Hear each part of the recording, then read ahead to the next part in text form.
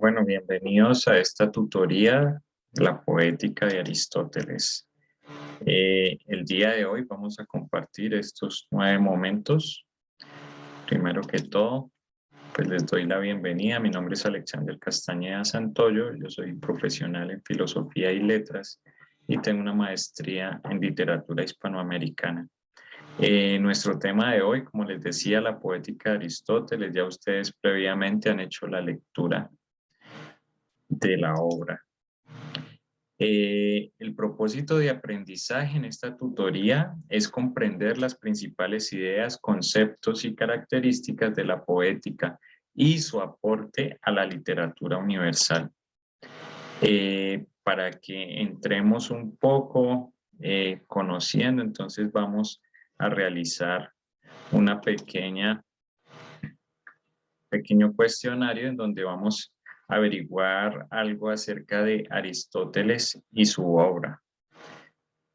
Entonces, vamos a comenzar con esta pregunta. Según Aristóteles, la causa más importante para el aprendizaje y la producción del arte es la guerra, la curiosidad, la imitación o el deseo. Si bien todos pueden ser factores importantes, Aristóteles es muy claro en su poética y él nos dice que la imitación es la principal causa para el aprendizaje y sobre todo para el desarrollo de las artes, de la escritura y la poesía en ese momento. En la segunda pregunta, además de ser el autor de la poética y otros libros, Aristóteles es conocido como el autor de tragedias más grande de la antigüedad, un filósofo que escribió sus obras en forma de diálogo, el maestro de Alejandro Magno, el gobernante que implementó la democracia en Atenas. Bueno, si revisamos, autor más grande de tragedias de la antigüedad es una respuesta muy ambigua. El filósofo que escribió sus obras en forma de diálogo, yo creo que se refiere a Platón. El gobernante que implementó la democracia en Atenas, pues ustedes lo conocen, que fue Pericles, entonces fue el maestro de Alejandro Magno. Cuando tenía 13 años, Alejandro Magno quedó en su tutoría en manos de Aristóteles. Además de la poética, otras obras escritas por Aristóteles son La República, El banquete y el Fedro, La Ilíada y la Odisea, La Teogonía y los trabajos y los días, y la metafísica, la ética Nicómaco, la política y la física. La primera son obras de Platón, de los diálogos, la segunda son las obras de Homero, como vemos, y la tercera respuesta son obras de Hesíodo. Entonces la respuesta es la 4. Aristóteles es el primer gran filósofo en crear un sistema completo de filosofía con todos los temas que inquietaban al ser humano. Bueno, continuando con nuestra tutoría, vamos a revisar algo más acerca de la obra de nuestro autor. Pues Aristóteles fue un filósofo griego del siglo IV antes de Cristo. Nació en el año 384 en una ciudad de nombre Estagira, por eso se le conoce como el Estagirita. A la muerte de su maestro Platón, él congrega un grupo de sabios que se dedican a la investigación y a la vida filosófica. Esta parte, que era lo que a él más le interesaba, queda interrumpida en algún momento porque, como les decía, se dedica por mandato de Filipo de Macedonia a la crianza y a la educación de su hijo, el príncipe Alejandro, quien luego se convertirá en un gran conquistador y un estratega político. Además de la poética, que es nuestro libro de hoy, Aristóteles se dedicó a componer otras obras como la política, la física, la metafísica, la retórica y un gran número de obras en las que indagó los aspectos más importantes que inquietaban al ser humano. Bueno, pero ¿qué es la poética? La poética es un tratado. Se dice que es el tratado de teoría literaria más antiguo de la cultura occidental. En este libro Aristóteles se propone responder a su maestro Platón sobre las inquietudes que Platón planteaba en sus diálogos y especialmente en La República, en donde él de alguna manera censura y destierra a los poetas por creerlos, no sé, tal vez pensaba que ellos podían influir en sus guerreros y que podía hacer que ellos se tuvieran actitudes cobardes o perdieran la templanza necesaria para la guerra. Entonces, Platón los destierra y Aristóteles empieza a indagar en este tipo de obras y a preguntarse por qué existen, ¿cierto? ¿Quién las compuso? ¿Por qué motivo? ¿Cuál es su función? Y como él era un gran científico indagando en todas estas cuestiones, compuso este libro en donde describe estas composiciones poéticas que están dentro de ellas la epopeya, la tragedia y la comedia. Para que tengamos un poco más de claridad sobre este tema, entonces vamos a ver este video explicativo. Hola, hoy les presentaré la poética de Aristóteles, uno de los filósofos más importantes de la antigua Grecia. Trabajó con todo el saber de la época, lógica, biología, retórica, metafísica y en lo particular la teoría de la estética. Aquí van los conceptos más importantes. Aristóteles comenta las obras de autores anteriores a él, como Homero, gran autor de la épica y epopeya griega, y también autores de la tragedia como Esquilo, Eurípides y Sófocles. Homero recopila muchas de las leyendas y poemas y las divide en dos, que serán fundacionales, la Ilíada y la Odisea, todas ellas historias basadas en la guerra de Troya. Haremos una pausa para diferenciar epopeya y tragedia. En la primera hay un narrador que nos cuenta como una novela. En cambio, en la segunda veremos actuar obras representadas por actores. Tragedia y arte son imitación. Poesía, su raíz en griego, poli, significa crear. El fin de la poesía será imitar, tal vez la vida en general.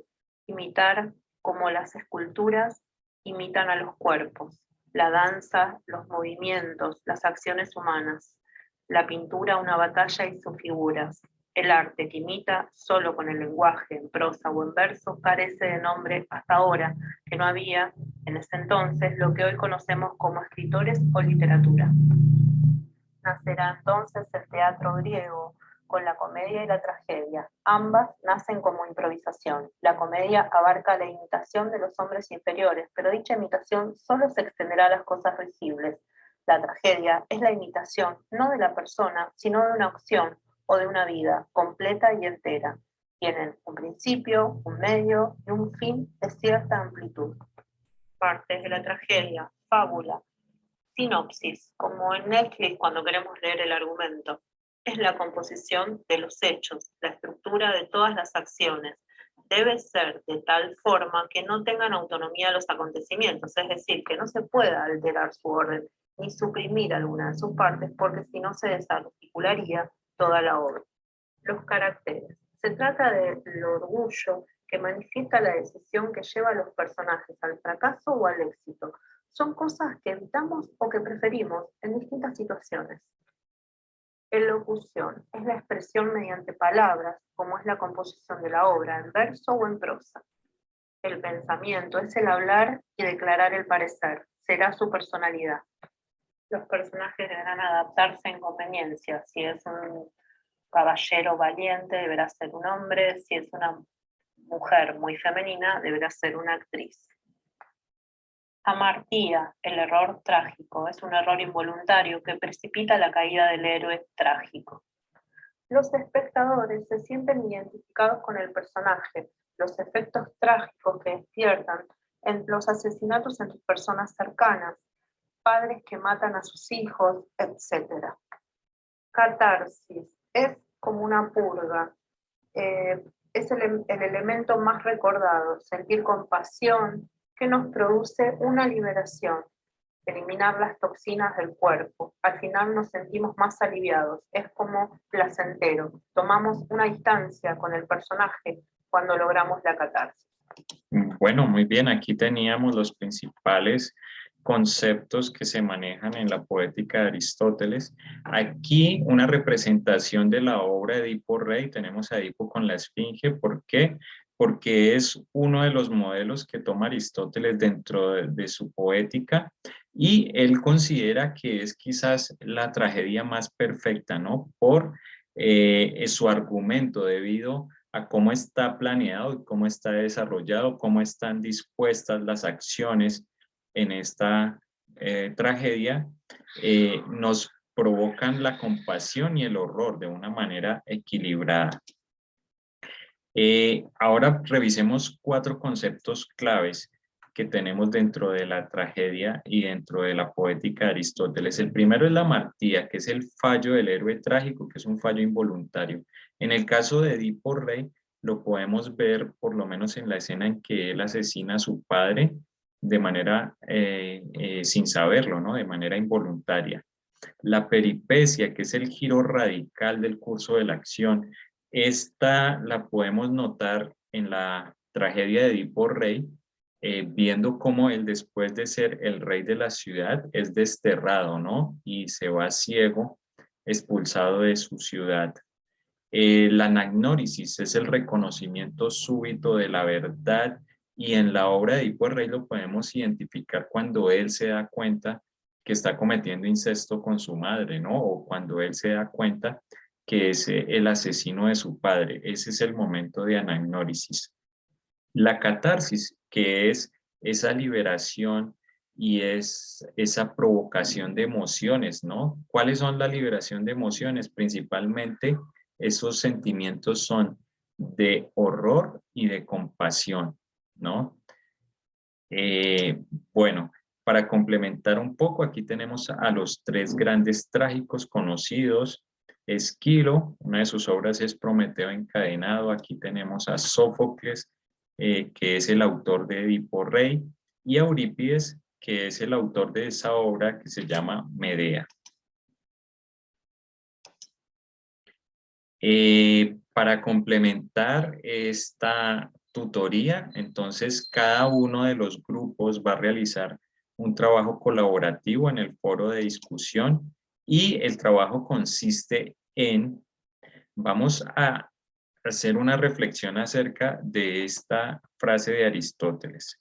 2 observaciones empíricas sobre el ser humano. Primero, que la imitación es connatural al ser humano, y en segundo lugar, es normal que el hombre disfrute imitando.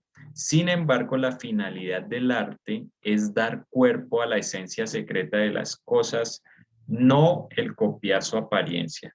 Entonces vamos a hacer una reflexión acerca de esta frase y vamos a escribir un comentario crítico en donde reflexionemos con esta pregunta.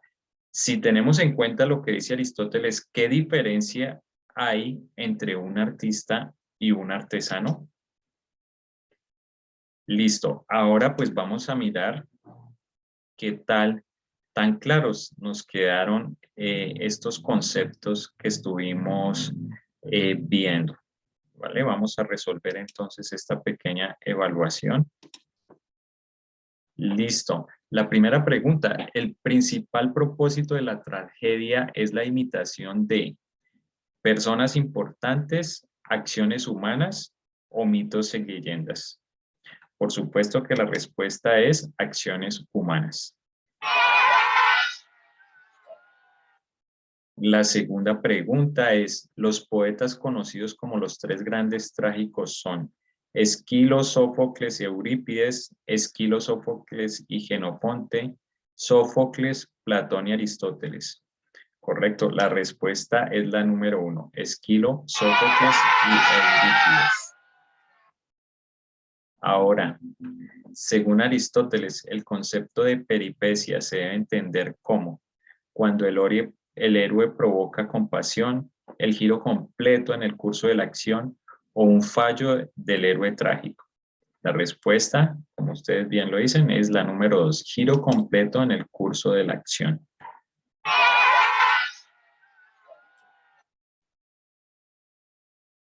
Y el proceso mediante el cual el público expurga sentimientos y emociones, especialmente horror y compasión, es conocido como anagnórisis.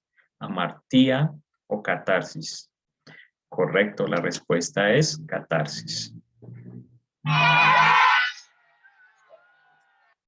Y finalmente, la fábula en una tragedia es entendida como la enseñanza que nos deja la obra, la estructura y composición de las acciones o la entonación que realizan los personajes en los diálogos. Y perfecto, la respuesta es la número 2, estructura y composición de las acciones. Muy bien. Entonces, muy bien por el trabajo realizado y las respuestas brindadas. Ahora vamos a ver algunas conclusiones de esta tutoría. Primero, que por medio de este libro Aristóteles indagó e investigó en el problema de la estética.